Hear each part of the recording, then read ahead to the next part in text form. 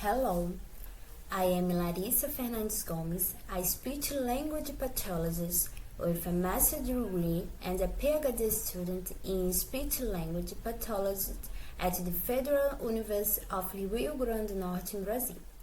I will present the abstract titulated Mapping Cortical Hemodynamics via fNIRS in Bimodal wearing children. A case study optimizes cortical development during transition to bilateral implants, authored by me, Edgar Moria, Sheila Andrioli Bali, and Joseli Soares Brasorotto.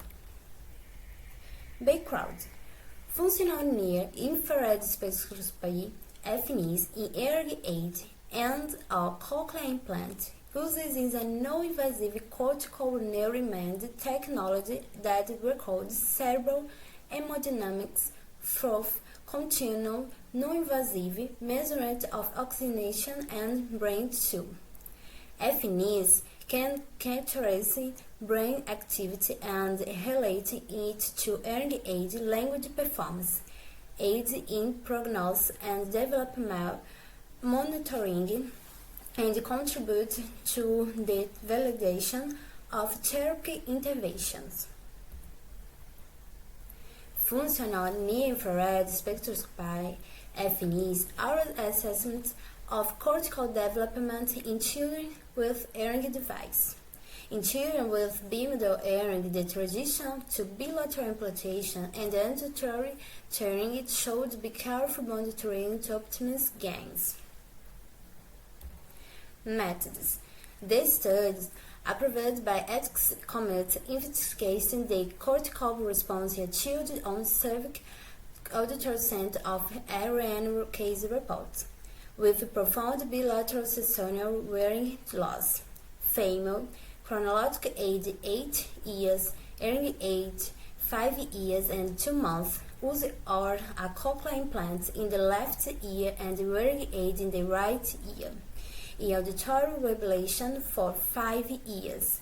Death log in the right ear, 11.9 hours in the left ear. They carried reported 12 hours daily. Uses a remote microphone from the brand fNIRS model. Clinical protocols were applied to categorize auditory and language performance, and fNIRS children with development within the expected range for reading and language. fNIRS was applied on the NIRS-1 equipment with speech stimuli bar and da from native Brazilian Portuguese male speaker, recorded 44 point-on hazards, 60 beats, 300 milliseconds at consonant vowel, in a free field with electronic device turned on in habituation and dishabituation paradigm to identification, auditory detection and discrimination. 8 emission and detection optodes from 20 channels were positioned in the temporal regions of both cerebral hemispheres. She remained seated passively and vigilant. 8 aims and detection optodes 20 channels were positioned in the temporal region of both cerebral hemispheres. Shielding in position with EEG cap acquisition program NISTA. Wavelength 760 nanometers and 1850 nanometers, 62.5 Hz, with 5 milliwatts of power that was filtered and artificial threads. fNIRS was applied in the 3 conditions: children using cochlear implant in the left ear and wearing aids in the right ear, condition 1. Condition 2, children using bilateral cochlear implant pre-intervention, and condition 3, children using bilateral cochlear intervention, cochlear implants, post-intervention. Auditory training occurred of 2 weeks in 5 sessions of 50 minutes each. For data analysis, the in the fNIRS toolbox were used with the aid of Spider.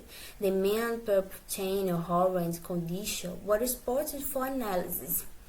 The mean per channel regression of interest ROI and condition were exported to statistical software, a Google product that allows the use of the Python program language.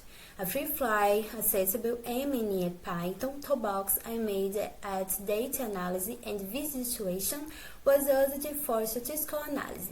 The Jamov for Windows software was used. Results: superior performance in the bisimulation after cochlear implant activation in the condition 2 was observed, with significant difference in relation to condition 1 and 3. In the comparison of the bar and Bimodal slight time experiment, the cochlear was test indicated significant difference only in the bilateral cochlear implant condition pre-intervention. There were no difference in the anterior, middle, and postural regions of the temporal lobe in the three conditions. Conclusions: the child shows physiological response in the bilateral temporal cortex to speech stimuli. The right axial level to be bar stimuli of the cochlear implant activation suited adaptation to the second cochlear implant. The no significant post-activation find is likely reflect training dosage and timing monitoring with bilateral cochlear implant and fNIRS is going. Here is the QR code. You will have access to the main reference used in this presentation. I was also present the members of our research team at the Laboratory for Technology Innovation in Health in partnership with Edmond and Lily Safran International Institute for Neuroscience. This study was financed in part by the Condition for the Improvement of Right Education Personnel Brazil Finance Code on. Here is my email for contact. I conclude the presentation. Thank you opportunity.